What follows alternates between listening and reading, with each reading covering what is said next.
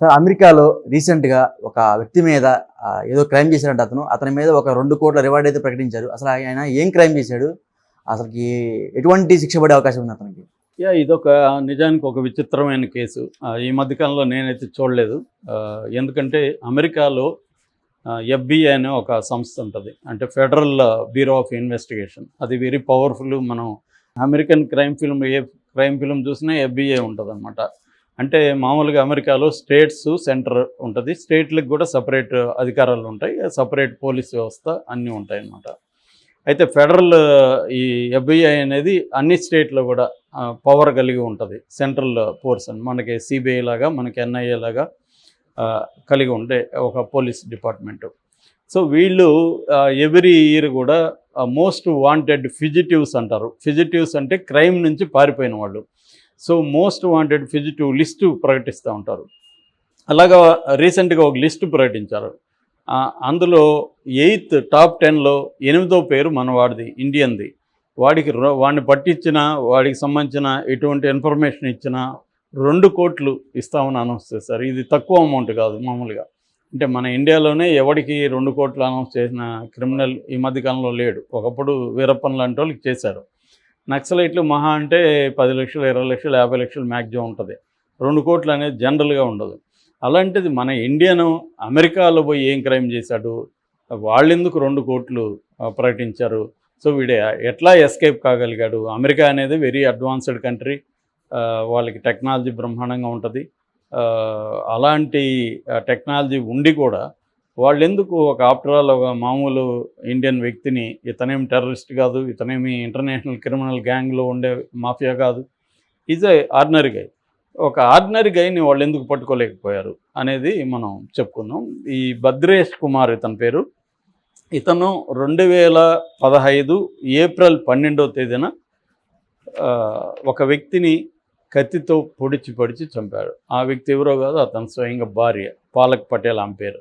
ఈ భద్రేష్ కుమార్ పటేల్కి 24 ఏళ్ళు ఇప్పుడు క్రైమ్ జరిగినప్పుడు. ఆ అమ్మాయి పాలక్ పటేల్కి 21 సంవత్సరం. వీళ్ళిద్దరూ భార్యాభర్తలు. అమెరికాలో వీళ్ళకి బంధువులు ఉన్నారు.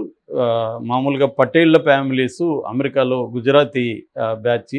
ఎప్పటి నుంచో అమెరికాలో చాలామంది సెటిల్ అయిన కుటుంబాల రిచ్ ఫ్యామిలీస్లో వాళ్ళొకరు. అక్కడ అనేక వ్యాపారాలు ఈ బ్యాచ్కి ఉంటాయన్నమాట. యూరప్లో కానీ, ఇటు కెనడాలో కానీ, అమెరికాలో కానీ గుజరాత్ నుంచి పోయిన సంపన్న కుటుంబాల వాళ్ళు. అలాగా వీళ్ళ ఫ్యామిలీ, వీళ్ళ బంధువులకి అక్కడ డంకెన్ డోనట్ అంటారు కదా, అట్లాంటి ఒక డోనట్ షాప్ ఉంది. ఆ షాప్లో వీళ్ళు విజిటర్స్ వీసా మీద వెళ్ళారు. కొద్ది రోజులు అక్కడ పనిచేయండి అని సరదాగా వెళ్ళారు. సో విజిటర్స్ వీసా మీద వీళ్ళిద్దరు కలిసి ఆ షాప్లో పనిచేయడం మొదలుపెట్టారు. ఈ క్రమంలో ఏమైందంటే ఏప్రిల్ 12th నైట్ వాళ్ళిద్దరే ఉన్నప్పుడు కెమెరాలో చూస్తే తర్వాత ఎలా చంపారనేది తెలిసింది. బట్ సీక్వెన్స్లో చెప్తాను. సో వాళ్ళిద్దరే ఉన్నారు. వాళ్ళిద్దరు కలిసి కిచెన్లోకి వెళ్ళారు. తర్వాత ఏం జరిగింది తెలియదు. కస్టమర్స్ వస్తే ఎవరు లేరు ఇక్కడ. కాబట్టి కస్టమర్స్ కన్ఫ్యూజ్ అయ్యారు. ఏంది షాప్ ఓపెన్ చేసింది ఎవరు లేరు అని అందరూ కూడా మాట్లాడుకోవడం మొదలుపెట్టారు. బయట ఇంకొంతమంది వచ్చారు. బయట ఎవరు లేరు, ఏమైందో తెలియదు అని వాళ్ళు అంటున్నారు. ఇలాగ ఉన్నప్పుడు అక్కడ ఒక పోలీస్ అతను ఉన్నాడు. అతనికి వీళ్ళు చెప్పారు, ఎవరు లేరు, షాప్ ఓపెన్ ఉందంటే అతనికి డౌట్ వచ్చింది. మామూలుగా షాపుల్లో అనేక క్రైమ్స్ జరుగుతుంటాయి. సో అందుకని పోలీస్ అతను ఏం చేశాడంటే వచ్చి మొత్తం తిరిగి పరిశీలించాడు. కిచెన్లోకి వెళ్తే కిచెన్లో ఈ బాడీ కనపడింది. పెద్ద కత్తి, కిచెన్లో పెద్ద కత్తులు వాడతారు కదా వాళ్ళు, అటువంటి పెద్ద కత్తి ఉంది. ఆ కత్తితో ఆమెను చంపాడనే విషయం అర్థమైంది. దాంతో అతను అక్కడున్న సీసీటీవీ ఫుటేజ్ని పరిశీలిస్తే ఒక కుర్రవాడు ఈమెని చంపుతున్న ఇదంతా కూడా తెలిసింది, అర్థం. అంటే కిచెన్లోకి వెళ్ళడం, అక్కడ కిచెన్లో కెమెరా లేదు, కిచెన్లోకి వెళ్ళాడు, ఇద్దరు కలిసి వెళ్ళారు. వచ్చేటప్పుడు అతను ఒక్కడే వచ్చాడు, పారిపోయాడు. సో దాన్ని బట్టి ఇతనే చంపుంటాడని అర్థమైంది. ఆ ఓనర్స్ని కాంటాక్ట్ చేస్తే వాళ్ళిద్దరూ ఓనర్స్ వీళ్ళిద్దరి గురించి డీటెయిల్స్ ఇచ్చారు. ఇది సో దీని మీద పరిశోధన జరిపారు ఎఫ్బిఐ వాళ్ళు. ఆ పరిశోధనలో తేలింది ఏంటంటే వీళ్ళ వీసా అయిపోయింది. వీసా టైం, విజిటింగ్ వీసా కదా, విజిటింగ్ వీసా అయిపోయింది. అయిపోయిన తర్వాత ఈమెమో ఇండియాకి వెళ్ళిపోవాలని, ఇతనికేమో ఇక్కడే ఉండాలని. మామూలుగా ఇల్లీగల్ ఇమ్మిగ్రెంట్స్ అంటారు. ఇల్లీగల్ ఇమ్మిగ్రెంట్స్ ఏం జరుగుతుంటుందంటే మామూలుగా ఇలాంటి షాపులు, హోటల్స్ ఇలాంటివి ఉన్నప్పుడు అక్కడ వాళ్ళని జాబ్లోకి తీసుకుంటే వాళ్ళకి గంటకింతని మినిమం వేజెస్ పే చేయాలి, ఇన్సూరెన్స్ వ్యవహారాలు చాలా రూల్స్ తగతంగా ఉంటుంది. ఇల్లీగల్ ఇమ్మిగ్రెంట్స్ని పనిలో పెట్టుకుంటే వీళ్ళకి ఎంతో మంత్లీ కొంత ఇచ్చేస్తే ఇంకా వీళ్ళేం మాట్లాడరు. పైగా వాళ్ళకి వర్కింగ్ అవర్స్ అవన్నీ ఉంటాయి. అవర్ అయినాక ఒక నిమిషం కూడా వాళ్ళు పని చేయరు. కానీ మనోళ్ళైతే ఓవర్ టైం చేయించుకోవచ్చు, మన కంట్రోల్లో ఉంటారు. అందుకని ఏం చేస్తారంటే చాలామంది అక్కడికి పోయినాక మన బంధువుల్ని, ఫ్రెండ్స్ని పిలుచుకుపోవాలని కావాలని షాపులు, హోటల్ పెట్టిన సందర్భాలు ఉన్నాయి. దీనికోసమే వీళ్ళని పిలుచుకుపోవచ్చు అని చెప్పి. అలాగా ఏం చేస్తారు ఇలా. అందుకని ఎవ్రీ ఇయర్ 1 lakh ఇండియన్స్ ఇలాగ ఇల్లీగల్ ఇమ్మిగ్రెంట్స్గా అమెరికాలోకి వెళ్తున్నారు. దాని మీదనే మన దగ్గిన సినిమా వచ్చింది ఆ మధ్య. మన దాంట్లో ఒక 300 మందితో కూడిన ఫ్లైట్ కూడా ఫ్రాన్స్ వాళ్ళు ఆ మధ్య పట్టుకున్నారు.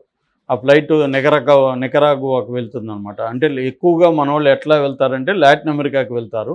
లాటిన్ అమెరికా నుంచి అక్కడ దాటించడానికి మాఫియా గ్యాంగ్స్ ఉంటాయి. బార్డర్ దాటించి అమెరికాలోకి పంపిస్తారనమాట. సో ఇదొక పెద్ద ఇంటర్నేషనల్ ట్రేడ్ అనమాట ఇది. సో కొన్ని లక్షలు, 50 నుంచి 60 లక్షలు పే చేస్తారు ఇక్కడ నుంచి వెళ్ళేవాళ్ళు. సో ఇది ఇలాగా వీళ్ళు మామూలుగా వెళ్ళారు లీగల్గా, వీసా అయిపోయింది. అయిపోయినాక కూడా అక్కడే ఉండిపోవడం, రహస్యంగా ఉండిపోవడం ఇలాగా చాలామంది చేస్తారు. అలాగే వీళ్ళు చేయాలని ఇతను అనుకున్నాడు. కానీ భార్యకి అది ఇష్టం లేదు. ఆ రోజు ఏం జరిగిందంటే ఈ చంపడానికి ముందు ఆమె వాళ్ళ ఇంట్లో వాళ్ళకి ఫోన్ చేసి, అమ్మ నేను వచ్చేస్తాను త్వరలో అని మాట్లాడుతుంది. అది ఇతను విన్నాడు. విని ఆమెను తీసుకెళ్ళి కిచెన్లోకి తీసుకెళ్ళి కోపంతో ఆర్గ్యూ చేశాడు. నువ్వు వెళ్ళడానికి లేదు, నువ్వు కూడా ఉండు, నేను కూడా ఉంటాను, ఇక్కడే ఉందామని. ఆమెకి ఇంట్రెస్ట్ లేదు. వీసా అయిపోయింది, ఇల్లీగల్గా ఉంటే రేపు పొద్దున్న లీగల్గా ప్రాబ్లం, మనం వెళ్ళిపోదామని ఆమె ఆర్గ్యూ చేసింది. ఆ ఆర్గ్యుమెంట్లతో ఇతనికి కోపం వచ్చేసి అక్కడ కత్తి ఉంటే కత్తితో ఈమెని ఫస్ట్ కొట్టాడు, దాని తర్వాత నరికాడు, చనిపోయింది ఆమె. సో ఇతను ప్లాన్ చేసుకొని ఆమెని చంపలేదు, ఆవేశంలో చంపాడు. క్లియర్గా అది పోలీసులు కూడా అదే చెప్తున్నారు.